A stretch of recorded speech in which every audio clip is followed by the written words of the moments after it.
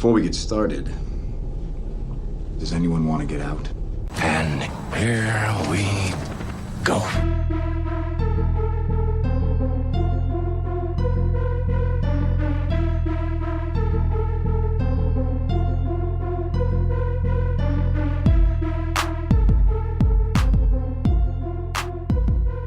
Live from the Hollywood foothills of North Carolina, welcome to a podcast that has fallen, and risen again. The Confirmed Epic Podcast, the official podcast of the epicreview.com, and proudly presented by the Geeks Worldwide Radio Network. I'm one of your hosts, the real Brad Bell, and joining me tonight is not just a friend, but a podcasting partner, the one, the only, Barbecue 17. How are you doing tonight, Jerry? Hey, doing well, and I've actually changed my moniker at this point. I am Barbecue Saurus 17.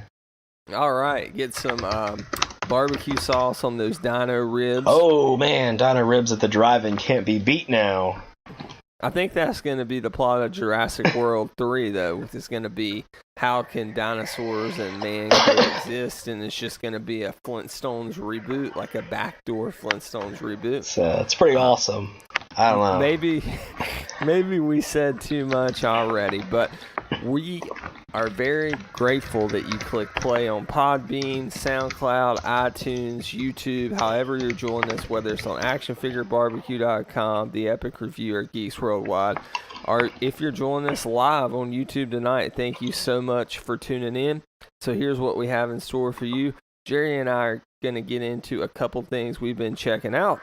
And then we're going to dive into an in-depth review of J.A. Banya's Jurassic World Fallen Kingdom. So no epic games, no epic news tonight, so we can make sure we have plenty of room to dig back up those dinosaurs like Universal just can't resist doing, it seems like these days, because they dig up a lot of money with them. So Absolutely.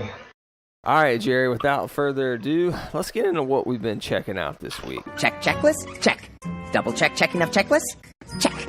Okay, Jerry, why don't you start? It's been a while since you've been on the pod. Abby filled in last week. I'm glad to have you back. Abby did a great job last week, but you've had a lot of time to be checking some stuff out, and I'm guessing it's DC related. Man, I've read a lot of DC comics. I'm looking at the stack of stuff I've read here. I've read what did I read? I read Gotham Garage Volume 1. I read Bug, The Adventures of Forager. I've read Cosmic Odyssey. I read a lot of early 90s Tim Drake, some of the Robin series there and stuff. But what I want to talk about is what I've finally checked out. And of course, everybody knows, as much as a DC fan I am, I just don't like single issues at this point. It's been years. It's been quite a few years since I've bought a single issue. I just like trades. Again, all my trades, like you can go from, original Batman, collections all the way through. I love continuity. I love DC's continuity and how they even maintain continuity in their, their reboots and whatnot, like Crisis on Infinite Earths and, Flashpoint and things of that sort. So I love the look of all the books taking up multiple shelves in my study, aka the barbecue cave, aka the original Confirmed Epic Podcast studio. The original studio that's what the gold plaque on the wall says. And it smells of rich mahogany in here. But it's like Sun Studios where Elvis my gosh, Jerry man. Lee Lewis first recorded. That's how special we that have the room original is, microphone framed. People come and lick it regularly. We didn't use a microphone back in that day. That's though. true. We just used the talked. computer We mic. did. So people lick the computer mic regularly then. No, That's when I was laptop. at Sun Studios a few years ago. I lived in Memphis for a year when I was a kid, which we didn't go to Sun then, but I'd say about a decade or so ago, my wife and I went to Memphis for a conference, and we went to tour Sun Studios, and that's what they said is people will go up and, lick that microphone, which I'm a massive Johnny Cash fan, and there's no way I'm licking a microphone. Which I don't know, that would never even come up. I think people do it because of Elvis. You know, there's some Elvis fans who just want to somehow have Elvis be a part of them, and so they lick the microphone. I don't know. I just thought that was a fascinating, disturbing thing, but, you know, to each... Abby went to Sun Studios a couple years ago. Did she lick the microphone? I don't think she licked the microphone, but I think I remember her talking about people on the tour doing that. So I mean, it's a thing. Like, it's not just a random thing. It's like a legit thing that some people do. So, like, I'm randomly licking my microphone right now. You know, there's no point to it. Do you have if you have video footage of that? I mean, that could increase. I just turned the camera off. Actually, I didn't want to show that on YouTube. Well, I might. What stuck out to you this week in your oh my gosh. We've gone completely off the rails, which is okay. Oh my gosh, Brad, I finally have gotten the chance to read Metal. And I really liked Metal. Maybe some parts of the story near the end got a little, you know, whatever. That shit. Yeah, Metal is super crazy. I mean, my gosh, I don't even know how much setup Metal needs, but, you know, Scott Snyder and Greg Capullo had easily... I mean, I feel like Batman has always been the book, at least since the 80s, maybe mid-late 70s, that DC has always put its strongest team on. I mean, you know, definitely you can say since the mid-80s, the strongest team has always been on Batman. And, I mean, so you have lots of good... I mean, if you can honestly think of a bad run of Batman since the mid-80s, I don't think it exists. You know, I mean, obviously there are some experiments that people don't like, such as, like, you know, All-Star Batman, or there's things like that sometimes that fall flat. But, I mean, the main Batman title, I mean, they are consistent, but when you're talking about, like, you know... gold among gems, and I don't even know if that's a metaphor that works. You look at Scott Snyder and Greg Capullo's run on Batman, and my gosh, did they not consistently do stuff that you had never really seen before in Batman? Or at least it always felt new and it felt fresh. Now, I will say, the one thing I think just defines Scott Snyder's run on Batman is I don't want to call it retconning, because it's not retconning, but Scott Snyder adds in lots of stuff like, by the way, these things you never knew about happened in the past, and so they're affecting the present. You know, like the whole introduction of the Court of Owls, which I think is one of the greatest things added into the Batman mythos. The Court of Owls is phenomenal. But, you know, stuff like that. Anyways, so All-Star Batman in the Rebirth era was okay. It was good at times. At other times, it was kind of like just almost too much for its own good, if that makes sense. A little, maybe bit of excess in the writing. That's kind of how I feel about late Scott Snyder Batman. Like he tries to do too much, and a lot of the stuff in Metal was stuff he set up early on in his Batman run. And I get that's a bit. You just talked about how you love continuity, and that's most comic book fans. But it is one of the least accessible Batman stories I can remember since probably Grant Morrison's Death of Batman. So I knew I'll be honest, I really tried to distance myself from as much about Metal as possible until I read Metal. And one of the things going into Metal is, you do say this, and I will address in a second, Metal is very heavy on continuity. Again, some of these DC crossovers assume that you have your master's degree or PhD in DC Comics, because they whip characters out and things out like right there, and it's like, oh, you know who, you know, so-and-so is, or you know who this character is, and every now and then there's something I'm like, okay, now who is that? And if you're doing that, imagine what general readers are doing. So, and again, I mean, I read a wide variety of DC comics from different eras, but I mean, again, I enjoy it. I mean, I enjoy the, you know, kind of like looking up somebody and like, oh, who is that? You know. So, Jerry, I gotta ask you this. Yeah. When you look somebody up, do you Google it or do you look it up like in your DC encyclopedia? I Google it. Okay. I typically will Google or like one of the various DC wikis and stuff. But you and I have a lot of these. You probably have more than I do, like Star Wars encyclopedias, visual guides, and all this. Yeah, I have lots of those. Yeah, definitely. I love looking through those, and I like knowing they're there. But I think the default today is to just check whatever wiki and get that information. Oh, quick, especially when you're reading. Especially when you have stuff coming at you so fast that, again, paper copies just can't be, reliably kept up to date for the most part. But, anyways, so Metal is very continuity heavy. And I realized this because I started off by reading I think it's called the Road to Metal, Dark Days, which includes two one-shots, The Forge and The Casting, which kind of are the, what leads into Metal. But then those are good books. They really build it well. They did. But then what the collected version has, which, I thought was cool. I didn't realize that these were included because it's a very thick book. And then you realize, well, it's got lots of extra issues. But it has those stories from Final Crisis. It has a story or two from Final Crisis. I think issues 6 and 7. It has the first issue of...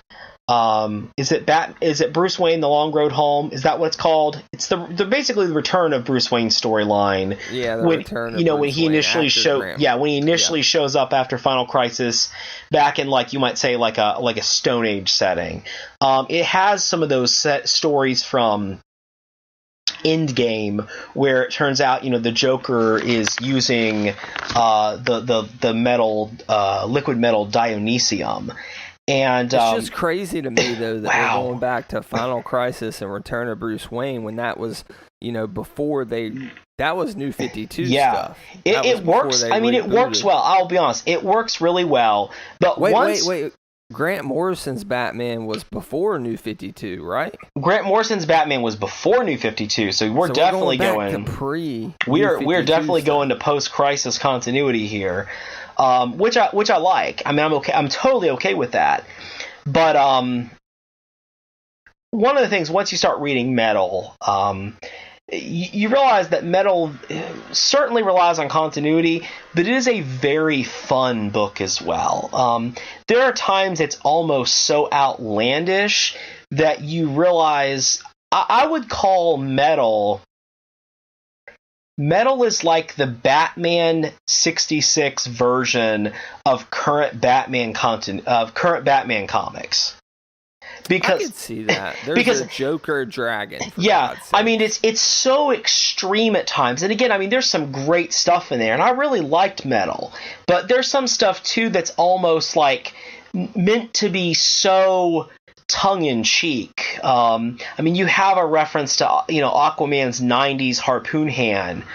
You find out that Bruce and Clark and Diana have a secret message system, and Batman can convey it to Superman through a dream while he's trapped in the dark multiverse, and Clark thinks he's hearing Batman convey the code, but really the code is coming from a song in this dream or vision that Robin and Clark's son, or Damian Wayne and Jonathan Kent are playing. That's really the 66 Batman song, and the chords are not CD CD, which is the code. The chords are DC DC to the na na na na na na na na. And that is just so far out there. But if you look back, you have all the little editor's notes too that are hilarious. And sometimes it's like, when did this happen? The editor, and like Scott Snyder and Greg Capullo's response is like, the little, kind of rock on gesture and stuff. Like, it doesn't matter. It's just a really fun book with some great character designs. Just some really, really cool character moments. A lot of very heartfelt connections between Clark and Bruce and Diana. And I like how much Rebirth has focused on making these heroes feel heroic. That is a nice thing. That is something I love. That's how we like our heroes. Again, I'm okay with having a story where somebody struggles. One of the best Rebirth runs so far has been Nightwing, because Nightwing has had lots of challenges and personal struggles. But it's very nice that these heroes are heroic. And, just their interactions are great. especially, again, seeing the relationship built between, Diana and Clark and Bruce. I mean, just some really fantastic stuff here that I think Greg Capullo does really well. Now I'm loving Tom King's run as well. I think emotionally he's doing things with Batman and, Bruce Wayne that we haven't seen before, which feels fresh in a completely different way. Where Greg Capullo Scott Snyder and Capullo are putting him in very different scenarios than we have ever seen before, with a lot of history involved. Did you read the one-shots where it had, like, the Aquaman Batman, the Wonder Woman Batman? Yeah, so I've actually got that sitting in my stack. I'll probably be reading that pretty soon. I think the next thing I'm starting after Metal is... Geez, what am I starting after Metal? I actually have an older copy of the New 52 Secret Origins that I got somewhere, one of the volumes, and I'm going to actually just be reading that to kind of just... I don't know, just something to read. That's what I have an order to how I'm reading through this big, massive backlog I've got. But I really liked Metal. Again, I mean, I do recommend, if you haven't read, Final Crisis or any of those, do read the Dark Day setup, because you really have to kind of get the most out of it. Otherwise, I really think you'd be lost. Here's one thing I really think. I've been reading a lot of older. I will admit, I do absolutely intend to get back into the Tour of the DC Universe podcast. The tour has stalled. The tour has stalled a little bit for just various reasons, but I really plan to get back into that. And so I've been reading a lot of these, late 80s crossover events like Cosmic Odyssey, Invasion, Millennium, Legends. And one of the things that's interesting is I feel like a lot of the older books did a really good job of, there's definitely times they assume you're reading other things, but the editor's notes made the books a lot more user-friendly. Or if you had a page where 15 heroes show up, you'd have their names listed. And I really feel that a lot of newer events and things like that, especially because, again, what's the appeal of a big event if it's not to turn on new readers, right? I mean, what would really be cool is if it was like a digital comic, and you could click that editor's note and get like a further explanation, which I think you can in some, but it's not a widely used thing. Or again, when Detective Chimp shows up the first time, just put Detective Chimp on there. I think that would be something that would be really helpful, for someone who may not recognize Detective Chimp right off the bat. I mean, or just other random characters that show up. Again, I think one of the things is these events. I mean, my local comic shop had this awesome posters, had it up for about a year, of all of the Dark Knights, the Dark Multiverse Batman that looks so cool. And so obviously the intention is getting people to jump on. I think a few more editor's notes would really make these things a lot more accessible. You don't have to dumb down the story any, but just add a couple, reference notes. And again, Metal had a couple and they were fun, but throw a few more of them in there. I don't think anybody would mind. Well, with Metal, one of the things that disappointed me, and we'll move on because we've talked about Metal quite a bit. Yeah, but they built up the individual different takes on Batman, and I thought, God, this is fascinating from a villain's perspective. Yeah. And they didn't really utilize those much in the main Metal Within story. Within Metal, they don't even name... I think they only really name about 2 or 3 of them in Metal itself.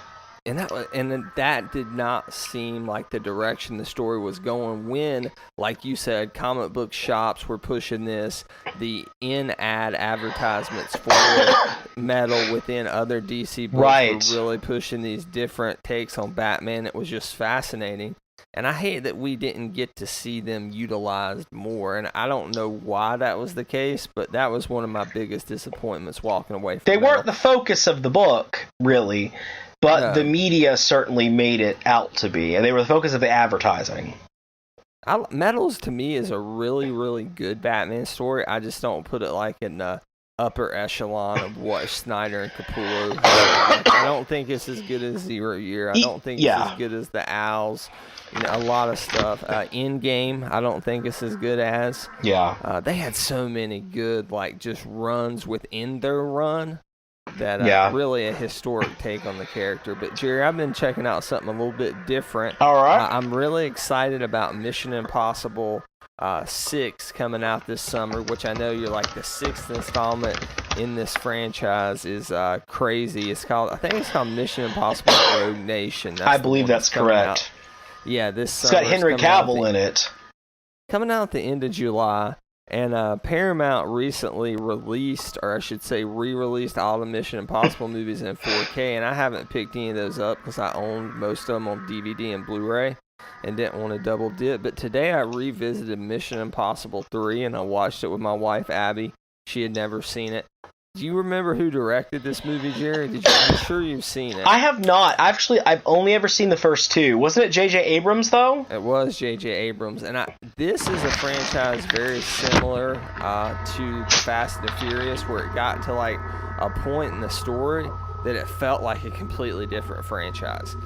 When you get to 3, 4, and 5 it's not that there's a lot of continuity between those films, because Mission Impossible is a franchise you can jump in, and of course it's all right. There's interesting character dynamics between Luther Stickwell and Ethan Hunt. Ving Rhames' character. Yeah, it's the only one from the original movie, right?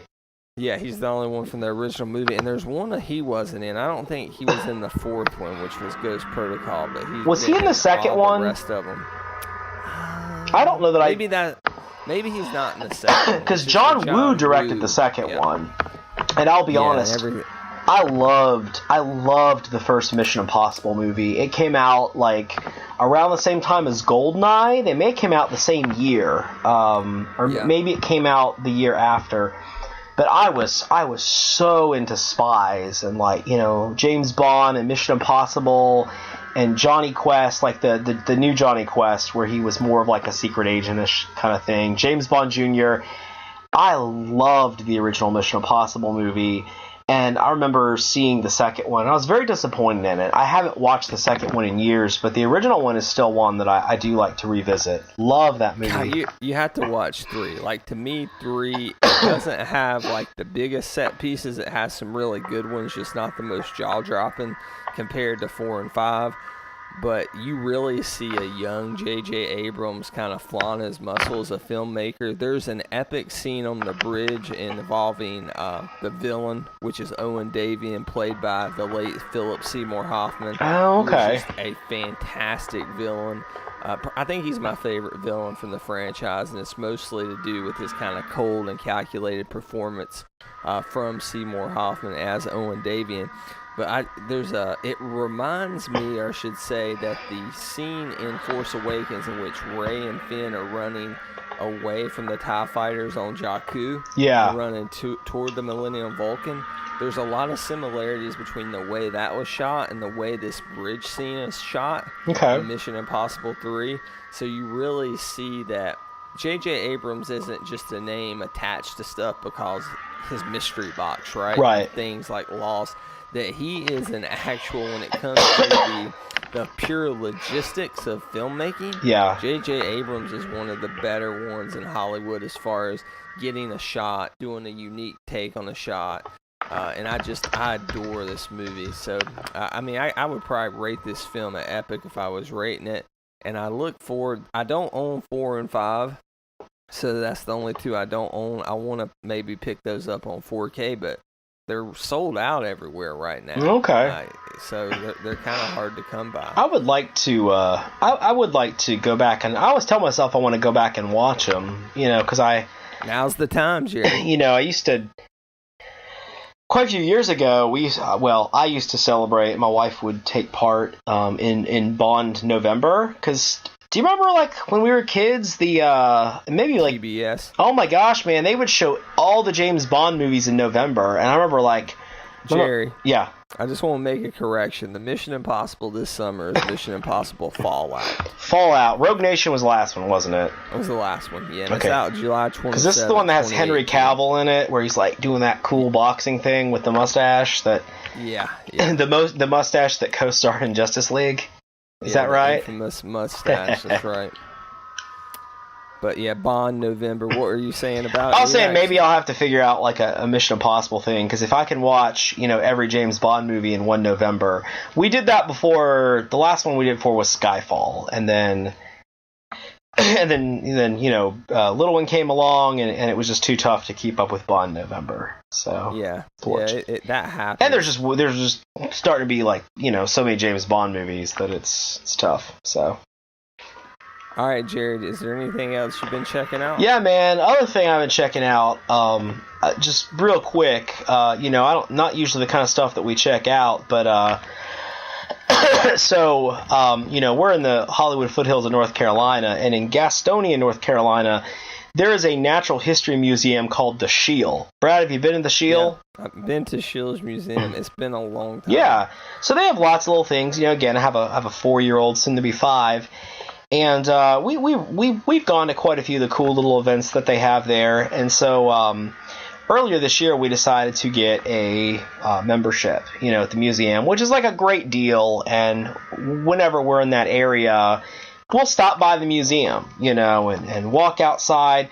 Well, they just had an exhibit one of their signature exhibits. They had an older hall at this museum that they have transformed into an exhibit called Creepy Nature. And so the idea of Creepy Nature is very comic book influenced. The idea is that the story of this, work with me here. The story of this museum exhibit is that you are like walking through the adventures of this explorer named Thaddeus Jones, who is, was an explorer. So you have like shades of Indiana Jones in there, obviously, but it's told through comic book panels, like comic book pages and stuff that look like some of the old adventure comics or, EC comics. So, maybe, or, even like things like, Challengers of the Unknown or, some of those DC comics like that.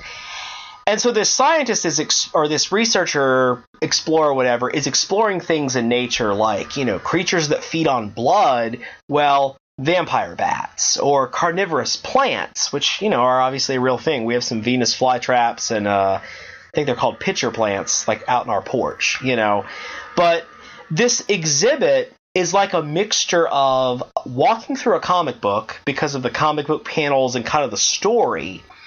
But it's also a nature exhibit because they have they have like a giant snake. Gosh, I just jumped out of my mind what it is, but it's like a giant, python or something like that. Anaconda, tarantulas and things like that, and certain kinds of fish. But it's also like a mixture of a haunted house because it kind of has this really spooky vibe to it. The first part is like kind of like a swamp jungle, sort of area, and then you go into like an old mine, and then you go to underwater, and then the end is that this guy disappeared, and he left his mansion to his like great niece or something, and so you're exploring his mansion, and it's got like all this weird stuff and his artifacts and things, but again, my little kid is into stuff like that, and I am too, and we just had a ball. We went the weekend that it opened, and we've gone back like 3 or 4 times just to walk through it, and and do other stuff in the museum too. But it's really cool because it's like a haunted house, nature museum exhibit. So if people aren't jumping out at you, but if you're kind of into haunted houses and stuff like that, or that style of comics, like older adventure comics and things, this is just really cool. It's not the biggest thing in the world. You can probably walk through it in about 25 minutes, 30 minutes or so if you read everything. But it is just a really cool experience, and I have to admit, I was floored that our museum, it's not the biggest museum, but that they put all this effort into it. It's a guy named James Lyle, who's from North Carolina, who did all the art for it and stuff, did all the comic art and panels, and it is just really cool. I mean, it kind of mixes like this horror vibe with nature. And if you're within the area, it is well worth making a day trip there. You know, if you're within driving distance of the Hollywood foothills, to go to the Shield and check out creepy nature. Me and my little one have had a ball every time we've went. Speaking of creepy things, let's talk about Donald Trump for a second. All right, and I mean honestly, like I discovered a new podcast recently, and it was recommended to me about 2 months ago by a friend of the show who's actually been on here before. I think reviewed Days of Future Past and Amazing Spider-Man 2 with us, Mr. Evan Truelove. Okay. And the name of this podcast is called Pod Save America. So Evan recommended it. I'm like, I listen to so many podcasts and really didn't want to listen to a political podcast.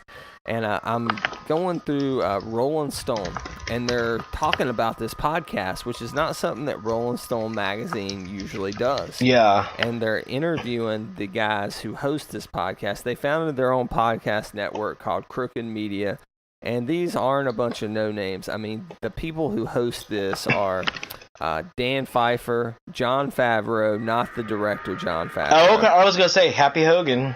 Yeah, Dan Pfeiffer and Jon Favreau, who were two former Obama staffers. I know Okay. Dan Pfeiffer was a speechwriter for Barack Obama. And these guys have a great chemistry. Obviously, this is coming from a progressive, from a more liberal perspective. But their mix of comedy with really tackling the issues of today, like their latest episode is about the Supreme Court vacancy, how they're able to go for something with such high stakes, so serious, and not poke fun at it because they're passionate and they really care about the issues themselves, but just be able to bring some levity to the situation. It's almost like a companion piece or if there was a survival kit to survive the Trump presidency, I would definitely include an iPhone with this podcast downloaded to it. And these guys have started going on tours. They got gig posters. Dan Pfeiffer just wrote a book, and I ordered it after listening to a couple episodes of the pod. It's called Yes, We Still Can, Politics in the Age of Obama, Twitter, and Trump. And the image of this book, Jerry, is Barack Obama dunking a basketball over Donald Trump's head. Of course, it's all photoshopped. Yeah. But, still a very clever image for that book. So it's debuting at number 1 on the New York Times nonfiction bestseller list. And I think 10% of every book sold in the next week is going to go to the American Civil Liberties Union. So pretty cool. I know that's kind of liberal. Whatever, it's our podcast. That's Pod Save America. All right, Jerry. You ready for the big review tonight? Let's talk about it. Let's do it. Let's get into our featured review of tonight of J.A. Banya's Jurassic World 2 Fallen Kingdom.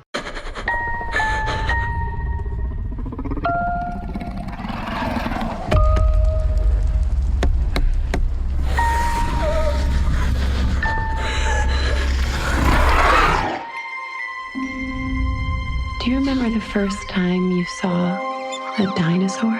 Hey, Blue. We don't really believe it. It's like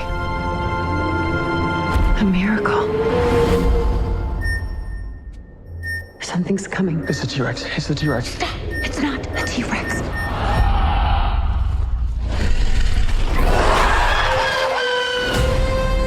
Blue, come with me. You know you can't stay here. Jurassic World, the island, You're all right. Easy, girl. all of that is in the past. Am I dead? Not yet, kid. I want to show you the future. What is that thing? They made it. Blue.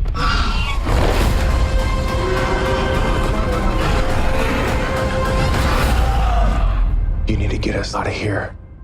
Yeah.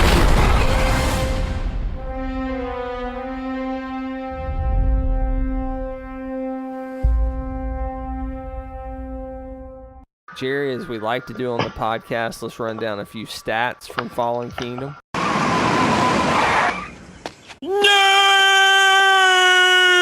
Directed by J.A. written by the great Colin Trevorrow, starring Chris Pratt, Bryce Dallas Howard, and a glorified cameo, I would say, by Jeff Goldblum as Ian Malcolm. Scored by Michael Giacchino, distributed by Universal. A running time of 128 minutes. Budget of $187 million. The movie did well at the box office. It was $150 million domestic, and I know it's like close to over $500 million worldwide at this point. Opened in America last, which was a bit different. That was different. Yeah, it's 50% on Rotten Tomatoes. So not very well received by critics, but this film doesn't seem to be hated. It's just people seem to feel a little indifferent about it, and we can talk about why that is. But, Jerry, before we kind of get the ball rolling with some opening questions kind of about Jurassic Park in general, would you mind doing a quick kind of plot setup, non-spoiler, of course, for Jurassic World Fallen Kingdom? Yeah, absolutely. Let's do it. So, this is the sequel to Jurassic World, which was kind of a reboot of the property, but still maintains all the continuity of the original film. And it deals with kind of, in the few years after Jurassic World, that the park was destroyed, it turns out that Isla Nublar is facing a volcanic eruption that is going to destroy it. And so Claire, Bryce Dallas Howard's character, has become a dinosaur activist. This is which is weird because she's a cold-blooded businesswoman in the first one who does have character growth. Right, absolutely. Apparently there is actually a book coming out that is like her story between the films. Really? Yeah, it's called like The Growth of Claire or something. What a bad title. Well, I don't know if that's really what it's called. The Growth of Claire. I'll look it up. Yeah, look it up what it's called. But interesting premise. I do remember seeing it and thinking, if I saw that title, I would not think anything that this book has to do with dinosaurs. So I'm really curious what kind of book it's going to be. But anyways, so there's a volcanic eruption happening. She has been part of a dinosaur rights group and really wants to find a way to save some of the species on the island or save the species before they're wiped out. And so she gets some assistance from another billionaire who has ties in his past with John Hammond. And so to go to the island, she has to go with to track down Blue, because they really want Blue, the velociraptor that Chris Pratt's character Owen had a relationship with, because he trained her and worked with her since she was a baby. So they have to get she has to convince Owen to go because he once cared about Blue. So kind of that, she is kind of turned around and is super passionate about this, and he has lost his passion, which is understandable considering how many dinosaurs tried to eat him, to kind of paraphrase Alan Grant in Jurassic Park 3. So once you ride with velociraptors on a motorcycle through the woods of the island, there's not really much more you can do after that. It's pretty cool. So anyways, it turns out that the organization assisting them has different ideas in mind for the dinosaurs than simply dinosaur preservation. So okay, Jerry, let's go ahead and get into this. So I was gonna pitch you an opening question of how we feel about this franchise, and then I really started thinking about it. And the question I'm going to ask you here, and a question I'll pose to anybody that would consider themselves a fan of this property, the Jurassic Park property, is, do you love this franchise, or do you just love the first film, so you keep coming back to this franchise? Yeah. For me, I think it's that I always want that taste of what Jurassic Park gave me as a kid in 1993. Of course, that Spielbergian magic will never be replicated. That John Williams score will never be replicated. And there are moments, like every time someone sees a dinosaur for the first time, particularly the long-necked dinosaur, the Bronchiosaurus or whatever. I may be mispronouncing that, but I'm not a paleontologist like Ross on Friends, so you'll have to forgive me. I always feel underwhelmed, and this is gonna get into our discussion next week. We want to talk about Jurassic Park 3, which may be a lot, but we want to talk about it, so we are. I really like it. I don't know if I love this franchise as much as I just love the first one, so I keep coming back to this franchise. How would you answer that? I'm not definitely to say I love the original Jurassic Park. I enjoy this. Prior to Jurassic World, I would have agreed with you that I loved the first film and, you know, the elements of the other two that made me think about it. I really think Jurassic World is a very strong movie. I mean, obviously it was wildly successful, and I know a lot of people have kind of said style over substance or whatever, but I feel like it raises enough valid questions on its own. It moves into some cool, you know, speculative sci-fi territory that the original sort of hinted at as well, but it asks some different questions. And I like that aspect of it. I mean, other than Jurassic World is my second favorite film in the Jurassic Park franchise. I think it's not just that people love that movie. People love this concept. It is such an incredible concept. And both of the books, I mean, if you have never read Jurassic Park and the Lost World, they are just incredible adventure stories as well. And that's another thing. I just don't think there's a lot of movies these days that are those rousing adventure films. And that's what these are. I mean, typically the first four are absolutely adventure films. This one goes far more into sci-fi and horror than which is a cool take. We're gonna talk about it. It feels very un-Jurassic Park at times, but it did do something new. And maybe that's part of it is it doesn't have that same cool, you know, kind of remote flavor, but it does something very different. Yeah, and that's why I think I enjoyed this one more than in the moment, I think I enjoyed Jurassic World more as opposed to Fallen Kingdom, but reflecting back on them this week, reading some articles across the internet on places like /Film, listening to a couple different podcast reviews like the one we're doing here, I really think Fallen Kingdom is a superior film compared to Jurassic World in many ways, and it fails in many ways. Jurassic World, to me, is a pure nostalgia bomb, and there's nothing wrong with that. Like, I would give Jurassic World a great. It's not really trying to disguise itself as what it is. It plays with your emotions. It tugs at your heartstrings. It shows you the green Jeep.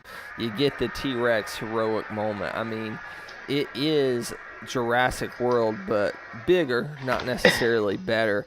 I just don't think Colin Trevorrow. I talked about kind of, you watch a J.J. Abrams film and you see his skill on display. Yeah. I never felt that with Trevorrow in the first film. I do feel that with J.A. Banya in this film. See, he is a very talented filmmaker. Go ahead, Jerry. I really prefer Jurassic World, and I've watched it about 3 times within the last few weeks. Yeah. We hadn't watched it in a while. It's been about we watched it last summer. Again, just World. watching it, you know, as leading up to these, I've rewatched all the Jurassic Park films, and it continues to impress me. I mean, there's just so many things about that movie that I really like, and I almost feel like Jurassic World it's nostalgic. I mean, absolutely, there's no denying that the movie is in some ways a reboot and a nostalgia bomb, but I also think it's a very meta commentary on like entertainment properties as well. that what was successful or good enough in the past just isn't anymore. I mean, that's kind of the whole part of this now is, they've successfully ran a dinosaur park for we don't quite know how long in the film, and people are bored. All right, I'll trade you one meta commentary for another. I'm not going to try to get too spoilerific here. No problem. But I thought this was a meta commentary kind of on big business and how the environment is treated by the government specifically, and what are the ramifications of that when the government keeps ignoring the environment, ignoring wildlife. In this case, I know we're talking about dinosaurs. Yeah. I did think there were a lot of parallels to the characters we see at the auction, a lot of corporate greed. There's no doubt that the rich white guy's the villain in this movie, right?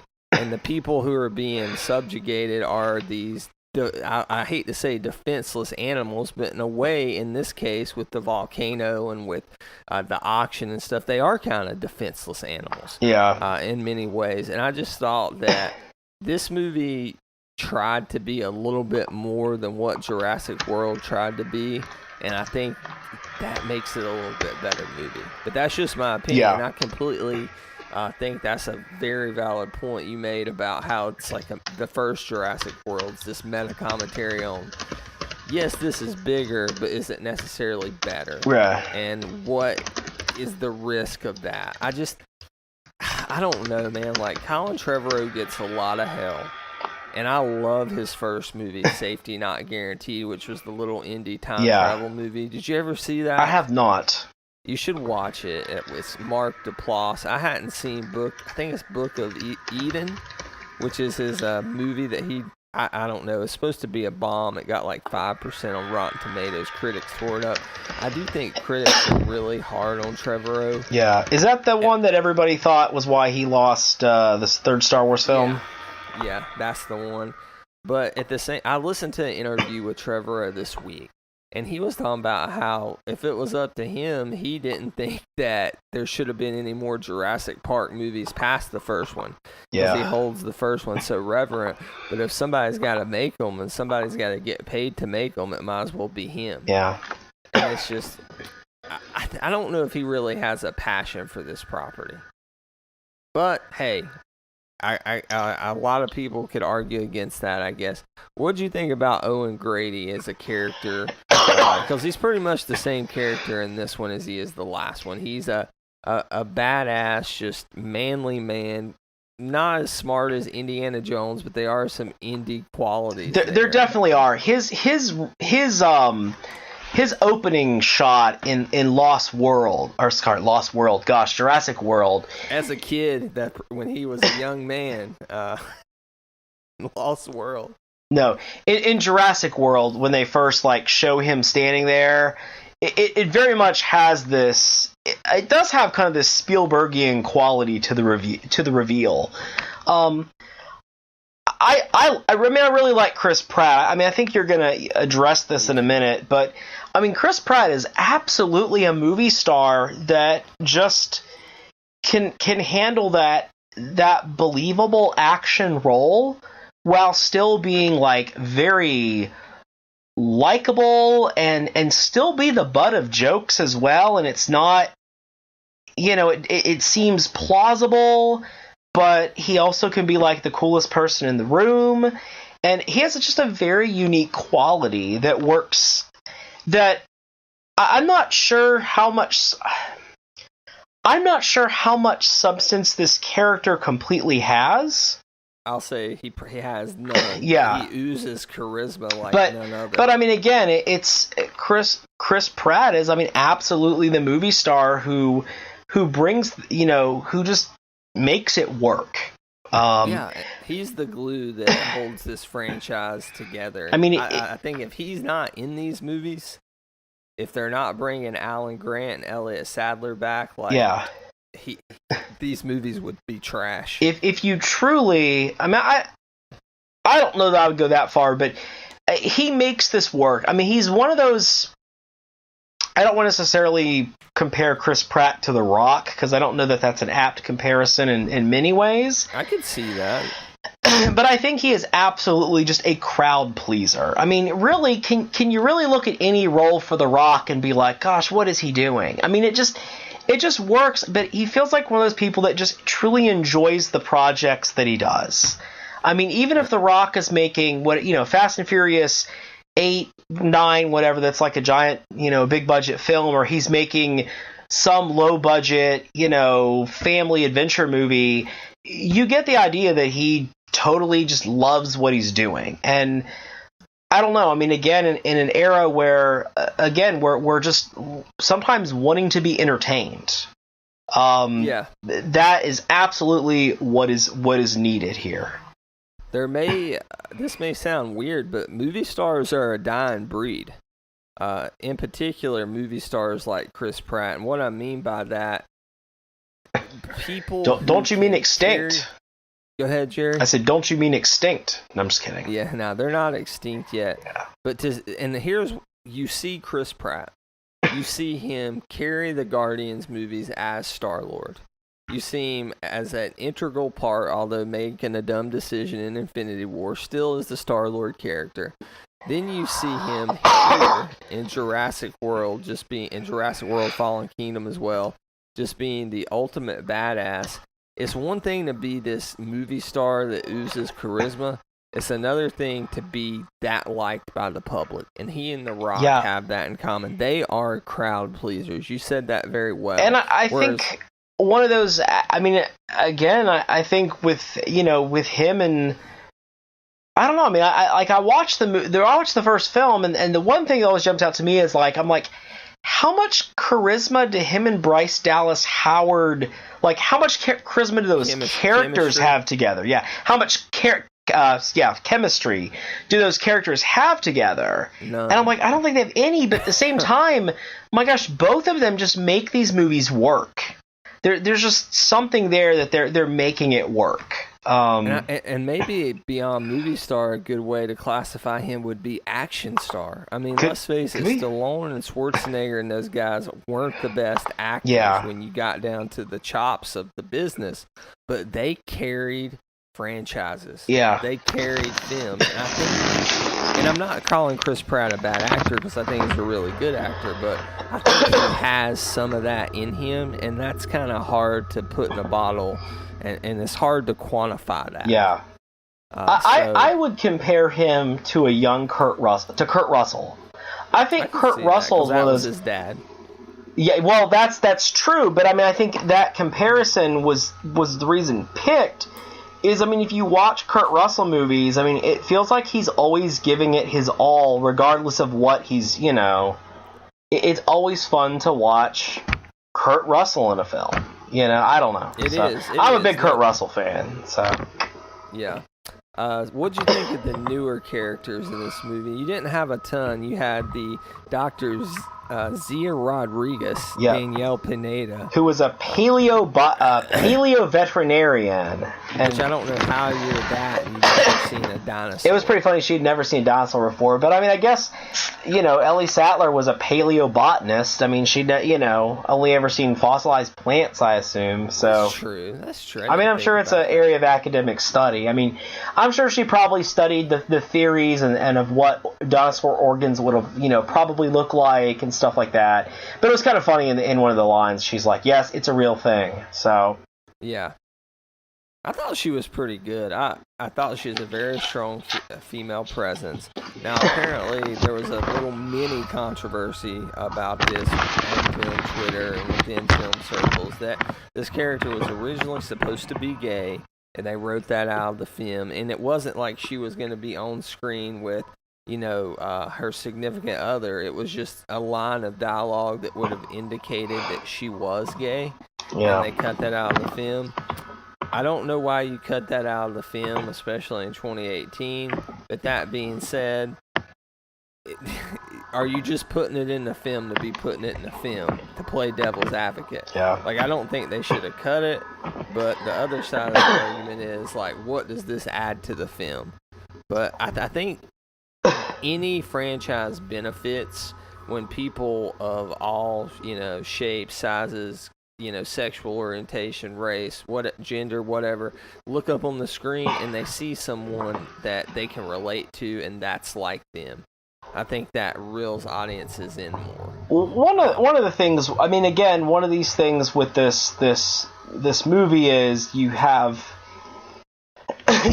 definitely, I mean, this big separation between, you have the group that's going to rescue the dinosaurs, you have the group that's going to poach the dinosaurs, and I mean, there's very clearly a difference in these characters, and so you have these advocates, these people who are very, passionate and driven and, they're progressive. They're like the Bernie Sanders organizers. Yeah, I mean they're very grassroots, and then you have this, a mercenary group. You have Wheatley, kind of who's very similar to in some ways to Roland Timbo from The Lost World. Are we going to talk about that this movie has a lot of the same beats as The Lost World? It's been so long since I've seen The Lost World, I don't know if I can talk about that, but you can. I gotta mention this. I don't know if this gets into spoiler territory or not, so I'm gonna mark this in the spoiler territory. We're gonna come right back to it here in a minute.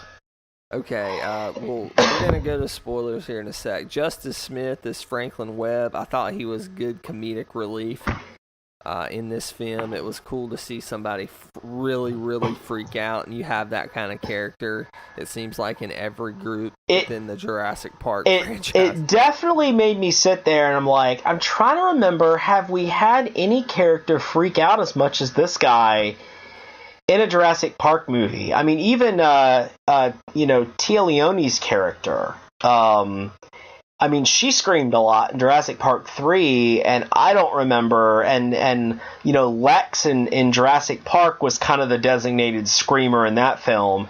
He's the guy on the toilet.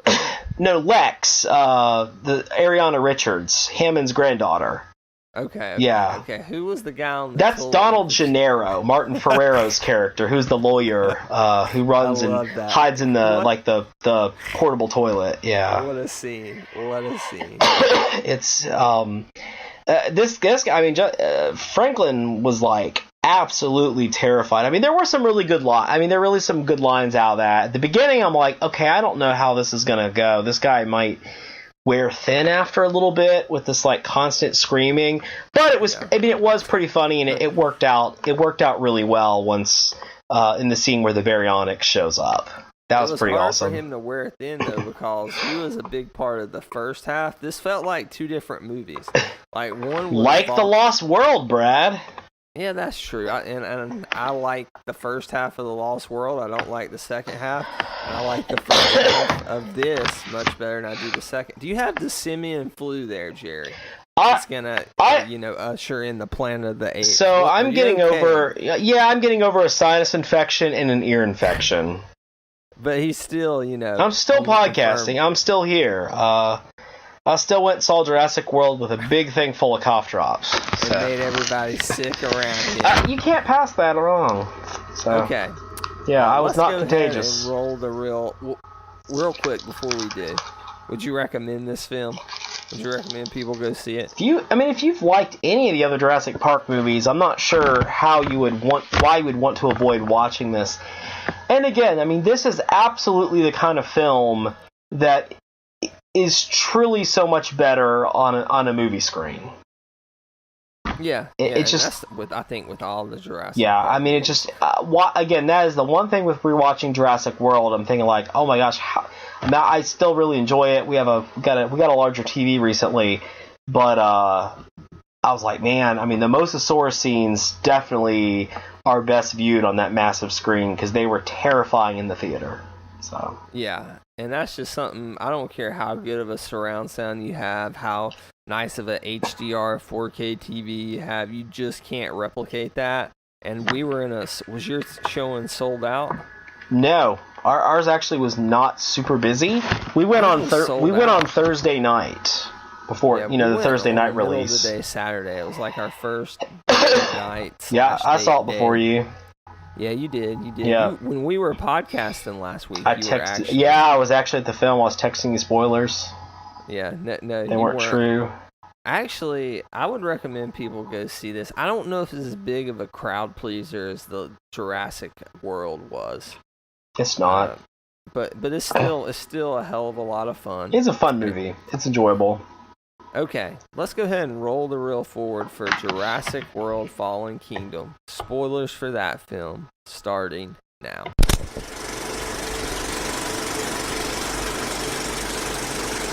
Okay, Jerry, let's get into spoilers for Jurassic. So there's a couple different things I want to talk about here. The big one is... And yes, Brad, this movie is quite a bit like The Lost World.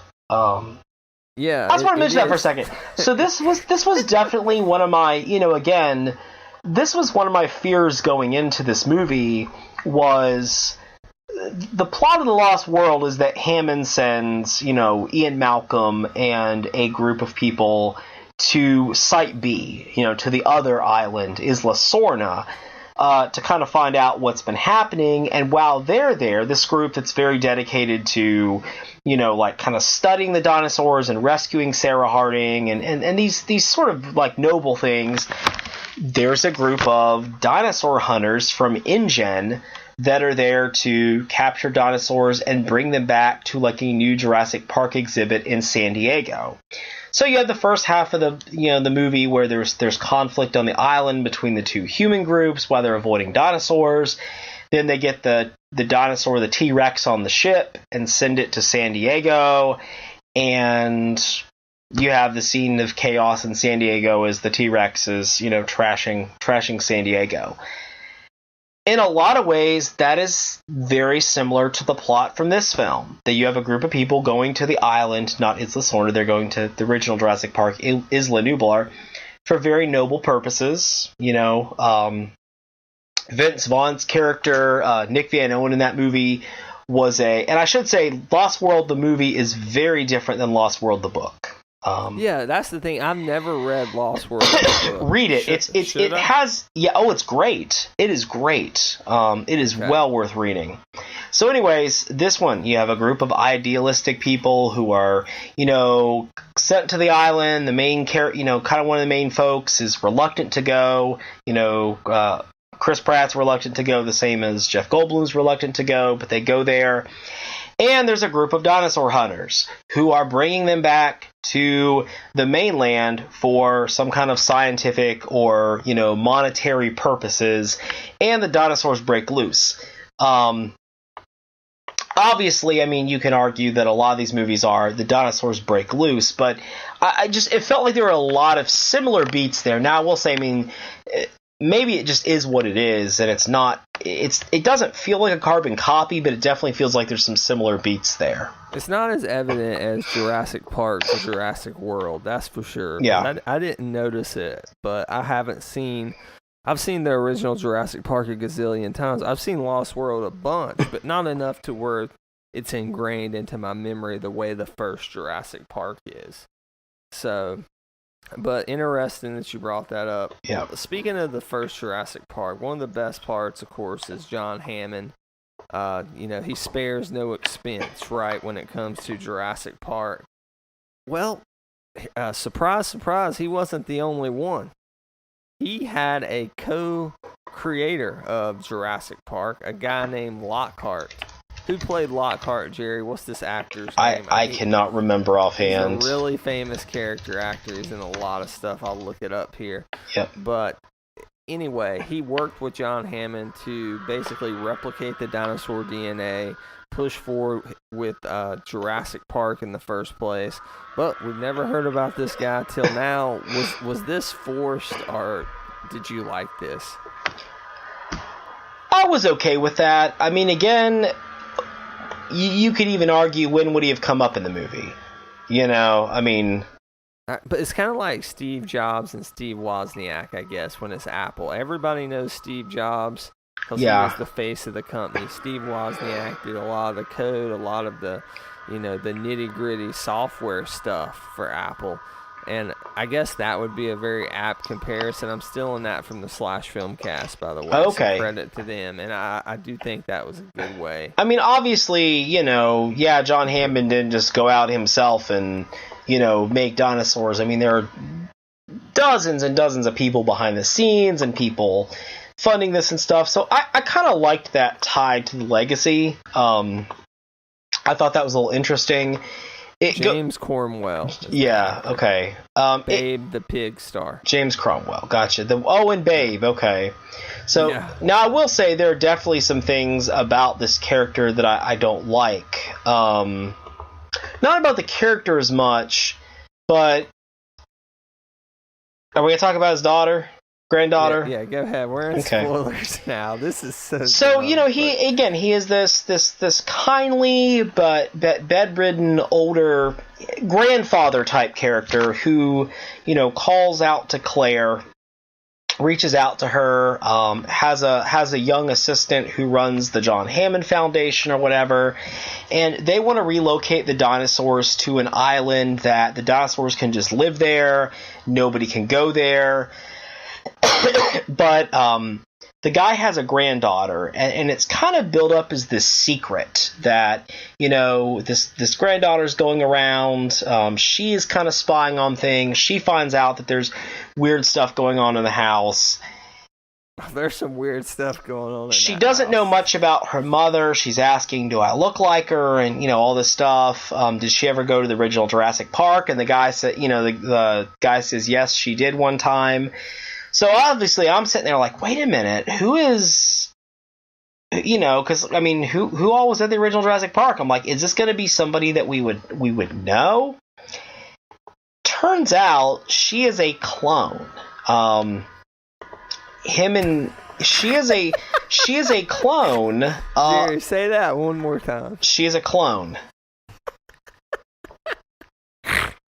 It just sounds so much dumber when you say it out loud. So, this little girl is a clone of her mother who was killed in a car accident or something, right? Yeah. And so, again, that's a perfectly viable film plot idea that somebody who is involved in cloning could be grieving and clone their own child. People do that with dogs, right? People... Yeah, but this came out of left field. Okay, here's the thing. It comes out of left field, and I do like this movie. I like a lot of things about this movie. There's a lot about this film that feels more like a Resident Evil film to me than it does Jurassic Park. And I can see that. I don't know that I feel that having a cloned child... It just didn't fit in with the Jurassic Park feel to me. Dinosaur revolution, Jerry. I have no idea, but it was a very strange, very bizarre idea that I don't know. Yeah, you're right. Left field, it was not anything that I felt like I wanted or needed in a Jurassic Park film. It didn't advance the plot of this movie whatsoever. It was just a distraction. It has one effect in the plot at the end of the movie, and that's it. I see what you're saying, where she feels compassion for the dinosaurs. The dinosaurs are dying in this underground facility, but if they release them, the dinosaurs are running out into the United States. And she goes and releases the dinosaurs and says it's because, she's a clone and she has feelings too, or she's alive as well, which, is a valid point, but it was very strange. I did not like that aspect of it. It was just, it felt like weird, again, it felt like, the Resident Evil movies where people are like always clones of somebody, or, somebody's evil twin, or someone who's been brought back. It was just one of those really weird things that I never thought I would see in a Jurassic Park movie, and I kind of wish I hadn't. Yeah, I echo your sentiment. Yeah, there. It was just a dumb twist to me. You could have conveyed her compassion and emotion toward the dinosaurs without her being a clone of her. Yeah, I really liked, she could say something about like how she's been kind of caged up her whole life, because it's clear that's true that they've been overly protective of her, but didn't happen. I'll tell you, speaking of this huge house, the dude has like a museum in his house. It looks like the lobby to the original Jurassic Park. It really does. And, okay, he's a billionaire. He's the co-creator of the technique that allowed them to extract the DNA. By the way, do you think that was Hammond's cane or was it his own cane? I think they both had these canes. Yeah, that's what I think too. But anyway, excuse me. I was talking to Andrew Stokes, other co-host of the Confirmed Epic podcast, and one of my biggest gripes with this film was not the clone character, but it was how did this dude, I don't care how rich he is, how did he have this in his house? And Andrew and I got to talking, well, they probably did a lot of the testing for the original Jurassic Park, so he had cages. It's they said they converted it. Yeah, movie logic, I get it. But there's a scene in which Toby Jones, who is Armin Zola from the MCU, he's brought in to auction off the dinosaurs that they capture from the island to the highest bidder. And he is a very Trumpian-like character. They almost make him out to have this, like, Donald Trump comb-over hair. I just thought he was just very, very creepy. Just kind of like a creepy... Exactly, Jerry, like, exactly. He dealt with, like, the worst of the worst and the most powerful, and was kind of this weird, broker. Almost like an arms dealer in a way. But for dinosaurs. You know who should have played that role? Who? Nicolas Cage. Oh my gosh! Wearing like a raptor skin coat, or something. Have you ever seen the movie Lord of War? I have not. It's one he was making actually good movies, Nicolas Cage. Yeah. And he's he's like the biggest arms dealer in the entire world. So it's actually really, really fascinating film, Lord of War. I think it was like 03, 04, early 2000s. But anyway, they're auctioning off these dinosaurs. Jerry, this dude has like an airport hangar at his house where they're rolling these gigantic cages in. Like, I just thought this was like completely... Now, I get it, we're in a world where dinosaurs are walking around, but I just thought this felt off. Implausible is the right these word. Cages did not look like they were built for dinosaurs, though. They looked pretty... flimsy. Yeah, but I mean, again, they had engaged... it originally had been a research laboratory in a giant estate.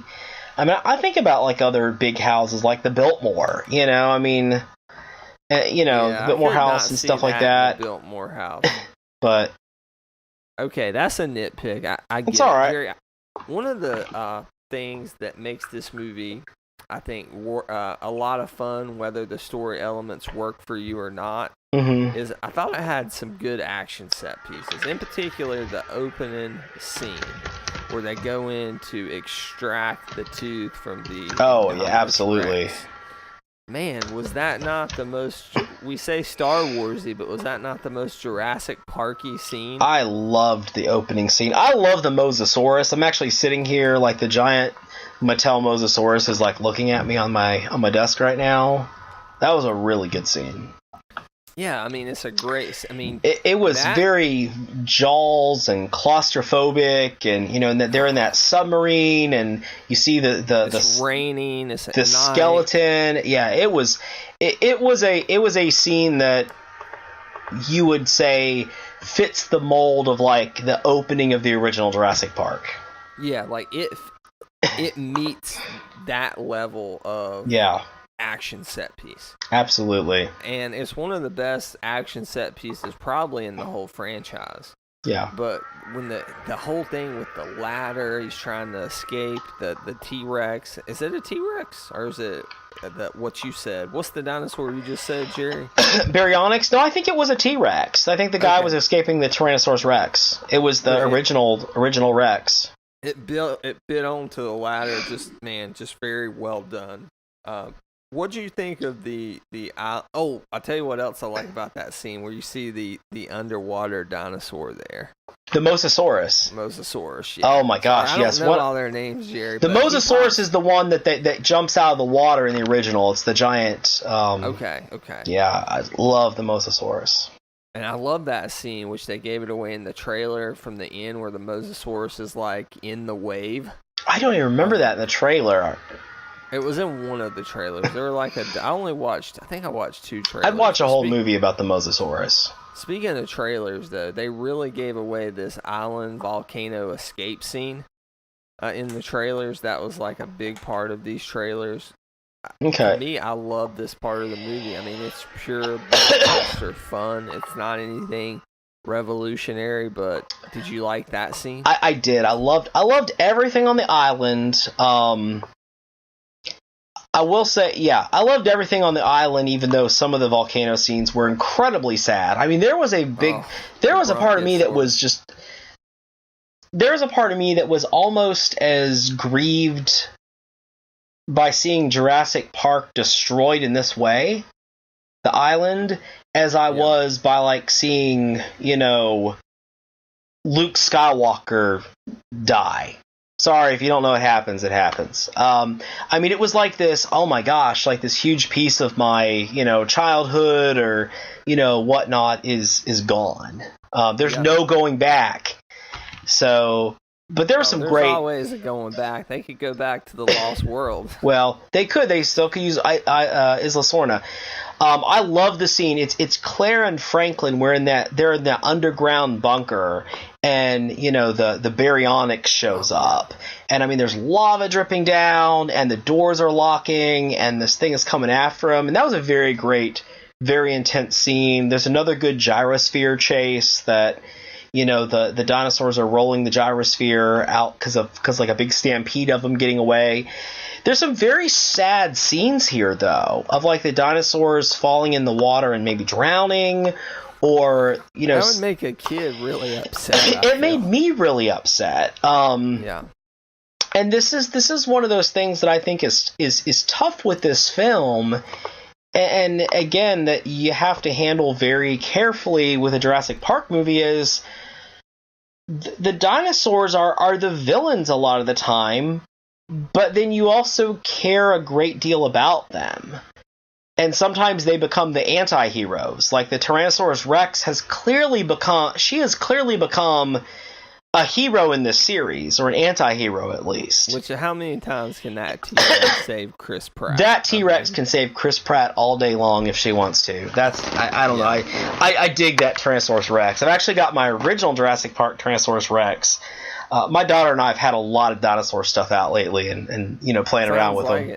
But that's what this stuff's all about here. Yeah, but well, I mean, it very much is, and it did throw me a little bit, though, to have these scenes that were so, I mean, it sounds weird, but emotional and kind of disturbing, like the scene of watching a Brachiosaurus that, is being consumed in like the shadow and smoke and fog of the volcano. It's just very heartbreaking. It kind of reminded me of the scene in Jurassic, like Jurassic World when the you find out that the Indominus Rex is just killing all the random dinosaurs for sport. Not even eating them, just on a killing spree. And the scene where they're... That, I want to talk about the Indoraptor. So oh my gosh, let's talk about the Indoraptor. Of the Indominus Rex and a Velociraptor. Which the Indominus Rex already had some level, or some raptor in it.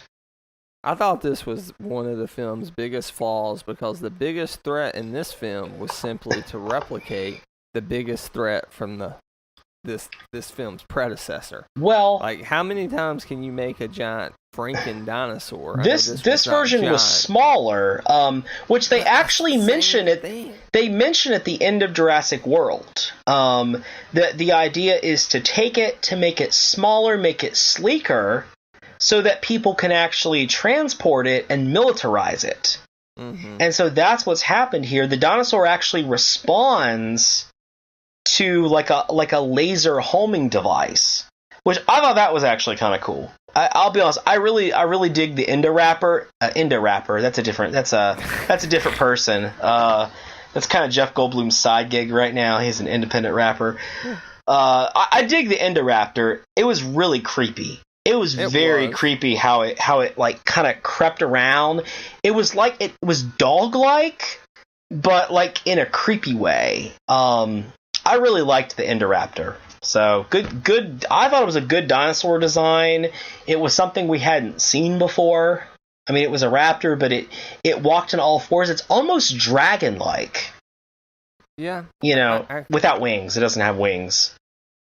I like the stuff with the Indoraptor as far as this kind of this almost confined horror movie. Yeah. Within Lockhart's estate, and in particular, you're talking about with the tracking device that the Indoraptor used, or they made it utilize. That scene where they're on top of the what is it? I'm trying to think of the word, Jerry. Where the greenhouse. The greenhouse. Yeah. Man. Or was it the ceiling of the? It was the ceiling of the museum, right? Of the museum part, because the Indoraptor falls down and is impaled on a Triceratops skull. Yeah, like on the horns. Yeah, that was. I don't know where I got greenhouse from, but anyway. You were playing Clue. That was a great But Clue calls scene. it the conservatory, so I don't know. Where they're on top of that glass. And glass is cracking. Again, very horror movie-ish. Like, confined. You know, I mean, other than a couple brief scenes, I mean, Jurassic Park movies have not been confined. You know, you have people moving from point A to point B. And this was everybody, like, half the movie stuck in one place. Very un-Jurassic Park, but it did do something different. I really liked how they further developed the relationship between Blue and Chris Pratt's character, Owen Grady. Yeah. And the way they did that was a very simple way. You see a lot of footage that was shot that they had been looking at to try to recreate or maybe even tame the Indoraptor a little of the bond that Chris Pratt had with Blue. That was a great way of showing off that relationship without relying on flashbacks. Yeah, it was a very subtle way to do that, and that was a very good film. There was a bit of a sting there, too, from the villain of saying, you know, we learned to do this because of your training with the dinosaur. Like, you're responsible for this. That he was doing something that he thought was, you know, worthwhile and noble and, you know, respectful to animals, and it was used against him. So, Jerry, leaving this film, are you excited for Jurassic World 3? It's coming out in June 11, 2021. Yeah. That movie comes out. I am definitely interested and intrigued. I am a bit nervous. I'm a bit nervous that it is going to go so far from... Gosh, I mean, you hate to say that a movie has to have a formula, you know, that you like it, but... I mean, think about so many fun franchises. I mean, you enjoy them because there's a bit of a formula. I mean, what fun would a James Bond movie be without, you know, spy antics and car chases and, you know, like interesting locations? I mean, you know, sometimes you got to have a formula, and I'm really curious how the third movie is going to make it feel like a Jurassic Park film. With what was currently the status quo, which is lots of dinosaurs have been released in the United States, and other dinosaurs have been sold to various parties who have transported them or taken them other places. With Jeff Goldblum's stuff, I mean, he was a big part of the marketing campaign. He was on the press tour for this movie. He's in this movie for less than 2 minutes as far as screen time. He's given a testimony to, I think, a Senate committee. And, yeah. I thought it was a great way to bookend the movie. Yeah. And I had heard him on a episode of the Empire Film Podcast when he was promoting Thor Ragnarok say he wasn't gonna hardly be in this movie, so I kind of he had said it was a glorified cameo or a cameo or, you know, something like that. But did you like it though as a way to book in, or were you upset there wasn't more? I mean, I thought it was a good way to book in the film, but I thought it was a certainly a waste of Jeff Goldblum. Here's what I want to see in the next one, Jerry. I want to see an all-out. They should call the next one Jurassic War. Oh gosh, no. Hear me out here. All right, there's an all-out war between the United States government and the dinosaurs, and there's animal rights groups and advocates for the dinosaurs that are siding with the dinosaurs. And Chris Pratt and Claire are on the dino team. I hope not. I mean, that is so... Hold on. And then there's cloned children that... no, I'm just kidding. And the only way to fix this is to call in Laura Dern, Sam Neill, and Jeff Goldblum. Just some excuse to get those three back together. Bring them back. Bring them back. That would be perfectly fine. I really, again, I mean, it'd be interesting to see Tim and Lex back. I want Judy Greer to come back. I could see her coming back. I don't know why, but I really like Judy Greer, and everything. I was disappointed she wasn't in this film. She wouldn't have fit, but Yeah. Well, you can see her on Arrested Development season 5. She was back in that. Yeah, we're about halfway through it. It's pretty good so far. It's a lot better than 4. It was pretty good. Well, I mean, it's only part. Right. The second half of. So. Did you stay for the post-credit scene? I didn't. I did. I did. We stayed. I mean, it was very brief. So. Pterodactyls in Vegas. Yeah. Was it Vegas? I can't really remember what it was. It was on the Eiffel Tower, but not the real Eiffel Tower. That's right. No, it was Vegas. I do remember that aspect now because it's like, what? I mean, it's like I'm glad. Well, here's the thing. Here's the thing I think is really. I mean, they didn't have that many dinosaurs that were brought. I mean, it was pretty much like one of each species or something. I mean, they didn't intentionally bring. 2 or 3. I mean, they brought one dinosaur, so I mean, I assume they're just going to die out. It's not like it's going to be a whole. I mean, unless they do something else crazy, which is. I thought this movie set itself in a very strange place. The thing that to me that takes me out of the Lost World every time I watched it is that scene with the T-Rex running around in San Diego. What I really like about the Jurassic Park, what I really like about Jurassic Park, and what I like about Jurassic Park 3 is I like that dynamic of you are taking modern humans and setting them in this prehistoric world that they can't control. And I like that. That is the concept to me that is really appealing, is that you're having folks that are struggling to survive against things that they don't fully understand, they can't fully know, that no one has experienced before. Jurassic The Lost World then throws in that creature of the past in a modern setting. And that feels like a completely different thing to me.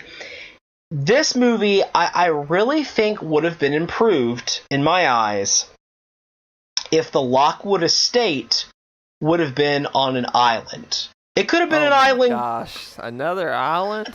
Well, I mean, if it would have been like an island estate, I think that would have been a more interesting, because they could have came out, they could have had the dinosaurs move around more.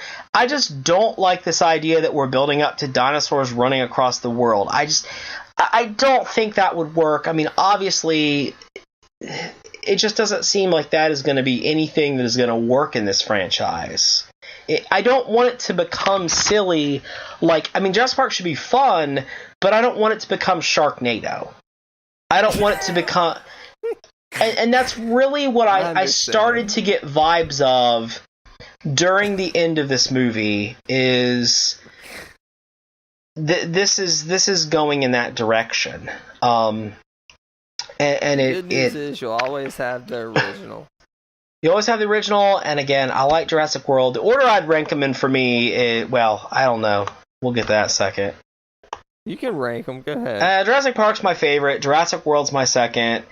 Jurassic Park 3 is my third. This is my fourth. Lost World's my fifth. I'd probably rank them the first one. Then I would go Jurassic Park 3. Then I would go Fallen Kingdom. then I'd go Jurassic World, and then I would go, obviously Lost World's the only one. Yeah.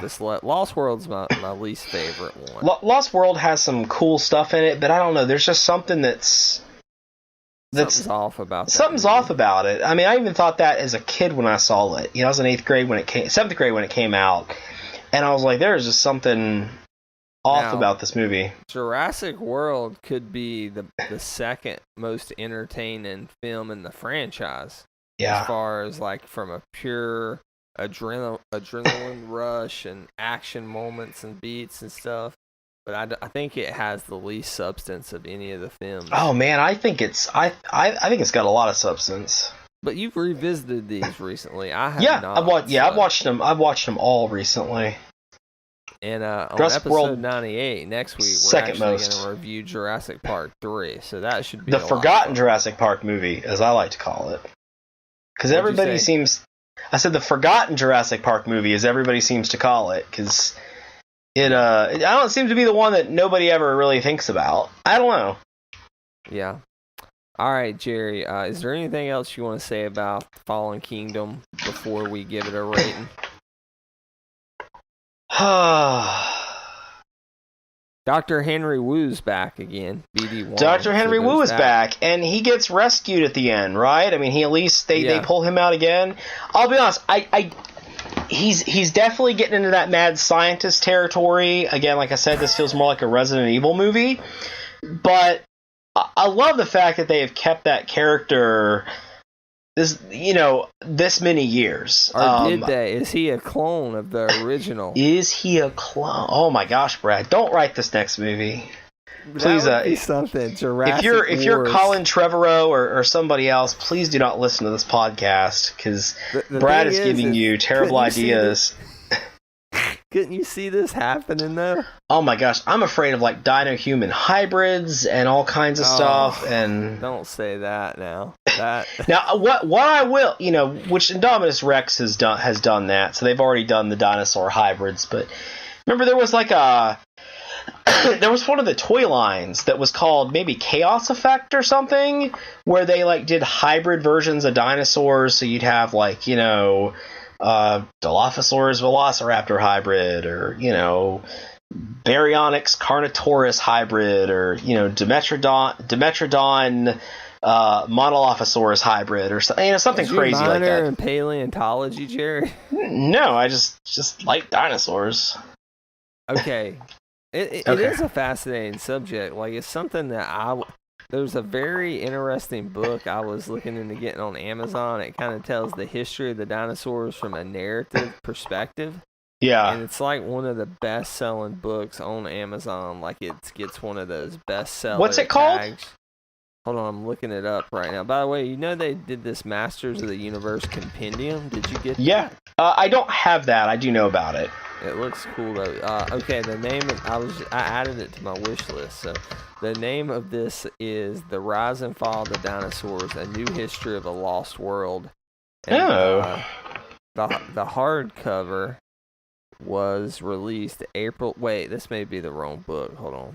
Rise I'll and make Fall- sure I'm telling you the right Is book. this the Steve Brissot? Or is this the Untold or the Untold Yeah. Story? It's the Steve Brissot. That was the right. There's a New History and the Untold Story by the same author. Are they the same book? The Rise and Fall is the first one, right? They're both called The Rise and Fall, but one's called The Rise and Fall: A New History of a Lost World, and then one's called The Rise and Fall of the Dinosaurs: The Untold Story of a Lost World. That's very confusing. Okay, maybe don't check this book out. I really want to read it now, but now this looks cool. Okay, so here is it's the ultimate. Okay, this guy's a paleontologist, but the ultimate dinosaur biography. It's a sweeping and revelatory new history on the age of dinosaurs from one of our finest young scientists. But it's scientific storytelling, so he does a lot of it from like a narrative form. Okay. It's visceral, and it goes through the different eras of the dinosaurs roaming the earth. It looks pretty cool. Anyway, remember it's the another Raptor? one. Remember the Raptor Red book? It's by Robert Baker, who did. It's like a book from a raptor's perspective, like a I mean, like it's supposed to be like a historical fiction, but it was from the perspective of like a velociraptor. Like in the past, not like, running around San Diego, By the way, they did do that Claire book. It's out. It's called The Evolution of Claire. The Evolution of Claire. Again, the title is very, I don't know, I just thought it was a very odd title, but... It's got 3 reviews on Amazon. They're all 5 stars. I'll read the shortest one. Adds a lot of interesting things to the lore while giving some very welcome context and development for Claire's character. That was Mr. Yuddy Rannis.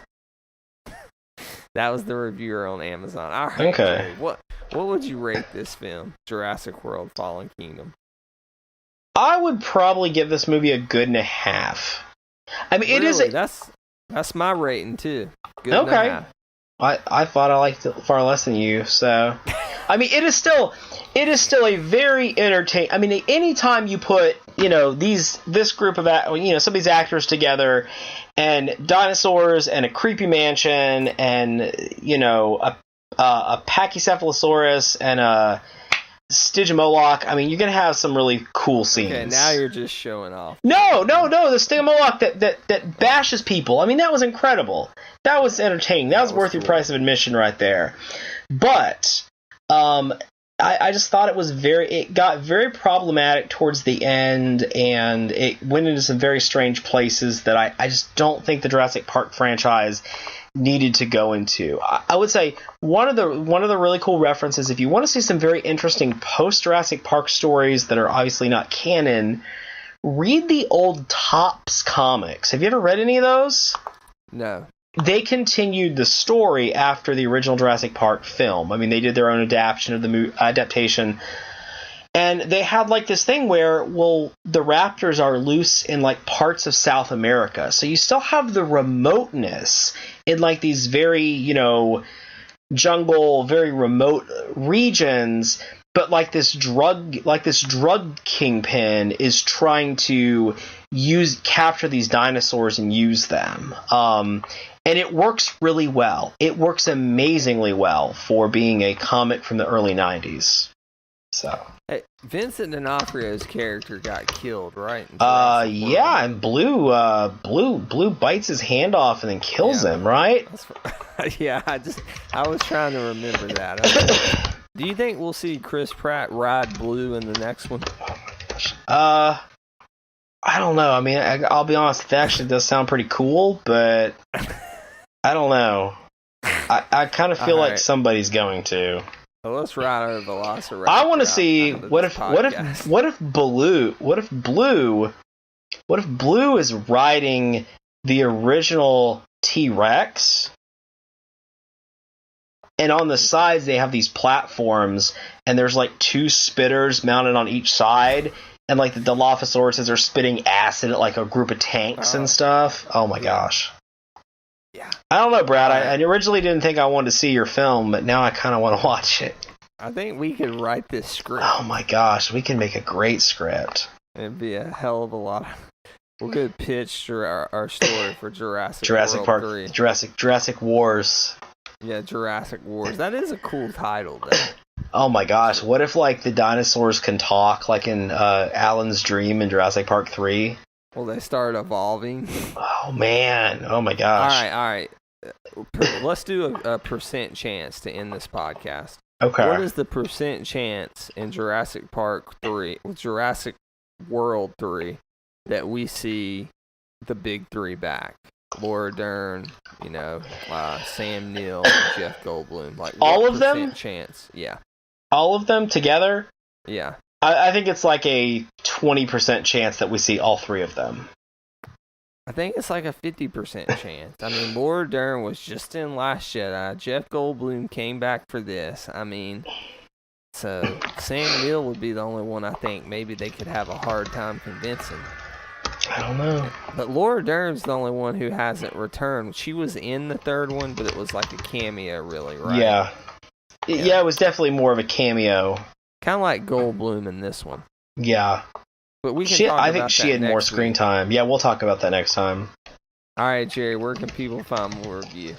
Hey, keep checking me out at actionfigurebarbecue.com. That's BARBECUE.com, where I've been reviewing a freaking ton of dinosaur toys lately because I've bought a bunch of Jurassic Park stuff.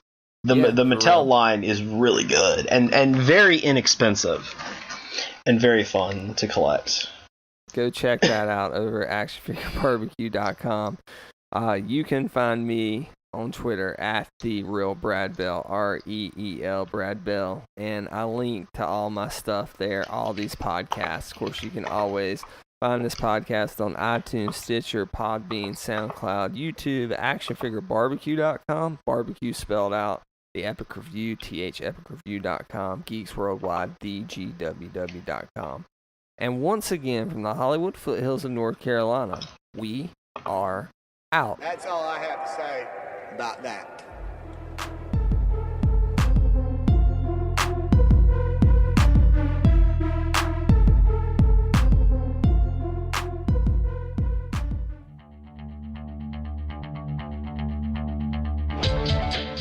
This has been a production of the GWW Radio Network. Please don't forget to subscribe, rate, and review us on iTunes, Stitcher, and SoundCloud. Also, check out Geeks Worldwide at thegww.com for all the latest news, reviews, and opinions on video games, comics, movies, TV, cosplay, and more. Geeks, assemble!